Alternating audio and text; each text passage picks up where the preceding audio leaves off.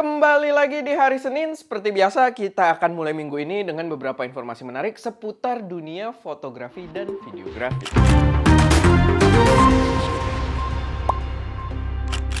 Episode Saturn News kali ini disupport oleh toko kamera Fokus Nusantara. Pertama gue pengen ngingetin dulu kalau lomba foto bulanan yang berhadiah kamera mirrorless itu udah kembali lagi di bulan Desember ini. Dan bulan Desember ini hadiahnya nggak main-main karena hadiahnya adalah kamera profesional full frame Sony A74. Dan buat yang belum tahu, lombanya ini powered by preset creator kita yang merupakan preset Lightroom paling canggih di Indonesia saat ini karena udah powered by AI yang bisa auto select subject dan mengatur warna berdasarkan selection tersebut.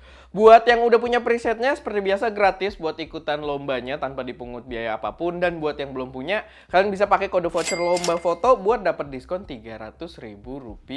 Cek aja video announcement dari lombanya kalau kepo gimana cara lengkap buat ikutannya.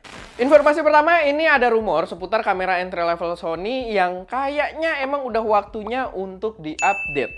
Jadi kalau kita lihat dari artikel di thenewcamera.com, mereka mengklaim kalau ZV-E10 Mark II itu bakal hadir sebelum bulan Agustus 2024. Secara spesifikasi katanya kamera ini bakal bawa spek yang identik dengan A6700, cuman dikurangin EVF dan IBIS-nya aja. Jadi dia tetap membawa sensor 26 megapiksel baru dan juga bawa AI chip. Dan kalau emang yang dikurangin cuma itu tadi gitu ya, kayak EVF-nya dan juga IBIS-nya nggak ada, berarti kamera ini bakal bawa spek yang gila juga. Kayak 4K 120p. Ya terlepas dia cropping lumayan mantep, tapi di level kamera ini bawa 4K 120p, pastinya bakal jadi gebrakan banget. Format videonya juga pasti komplit dan bahkan bisa import loot gitu ya. Dari kamera yang levelnya cukup entry level. Hal itu jelas menggambarkan kalau kita berada di zaman entry level yang sangat-sangat berbeda dari zaman gua mulai belajar kamera dulu. Dan di rumornya sendiri sebenarnya harganya itu katanya bakal dijual di 798 US dollar body only. Yang emang nggak murah-murah banget sebenarnya karena berarti sekitar 12,5 jutaan kalau dikonversi. Harga yang tapi menurut gue masih sangat make sense gitu ya dengan spesifikasi kalau memang sesuai dengan rumornya tadi. Naik sedikit dari ZV-E10. Dan gue rasa kalau speknya bener itu bakal worth it banget buat dipertimbangin. Tapi perlu diingat kalau harga ZV-E10 sekarang itu harga nggak ada yang body only ya. Semuanya itu pakai lensa kit. Jadi di sini naik sedikit dari base-nya ZV-E10 dan dia body only yang membuat ada bel. Yang membuat gapnya sebenarnya ya perbedaannya agak signifikan. Tapi tetap dengan harga tersebut, dengan spek yang dibawa, udah termasuk gila. Lalu selanjutnya di thenewcamera.com juga mereka membuat statement yang menarik di artikelnya dengan menyebutkan Canon R5 Mark II itu bakal datang di Februari 2024 dan bakal mulai shipping atau dikirim ke usernya itu di bulan Maret. Katanya sih ini according to one of the most credible sources gitu ya.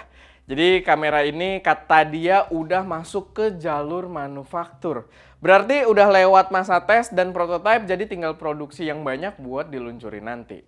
Tapi belum ada detail apa-apa di artikelnya seputar kamera ini, so mari kita tunggu perkembangan informasinya. Karena nanti semakin dekat dia dikeluarkan, kalau emang bener gitu ya, biasanya rumornya bakal makin rame juga. Next, muncul lagi pilihan lensa third party autofocus buat sistem kamera mirrorless APS-C. Kali ini ada bocoran gambar dari lensa Brightin Star 50mm f1.4. Katanya sih ini bakal diluncurin tanggal 19 Desember, berarti besok kalau video ini tayang Senin gitu ya. Dan bakal hadir buat Sony, Fuji, dan juga Nikon. Bentuknya sih oke ya, kayaknya kalau lihat dari gambarnya nggak boring gitu bentuknya. Cuman kita belum tahu juga lensa ini bakal masuk Indo atau enggak, karena jujur aja nama brandnya gua sendiri baru denger dan gua nggak tahu apakah ada distributornya atau enggak di Indonesia. Terakhir tanggal 14 kemarin itu DJI meluncurkan upgrade buat DJI Ronin 4D dengan membawa sensor full frame yang mampu merekam 8K 60p. Gue lihat beberapa review orang gitu ya, dan hasilnya yang diambil pakai kamera ini emang gila banget, dynamic range-nya juga tinggi banget, cakep gambarnya. Tapi sayangnya kita sendiri itu belum pernah nyobain sama sekali sih DJI Ronin 4D ini dari yang versi pertamanya keluar. Padahal punya konsep yang seru banget itu kamera gitu ya. Gue gatel banget pengen nyobain, tapi ya sayangnya kita belum dapat kesempatan. So DJI Indonesia kalau misalkan nonton ini dan ada sampel buat kita cobain, bolehlah. Tapi ya, paling itu aja sih sedikit informasi yang gue bisa sampaikan di episode Saturn News kali ini. Kalau misalkan ada koreksi, saran, atau kalian punya informasi tambahan yang mungkin berguna buat teman-teman yang lain, silahkan taruh aja semuanya di kolom komentar. Itu aja, gue Erwin, di belakang kamera ada Ska, dan jangan lupa untuk berkarya.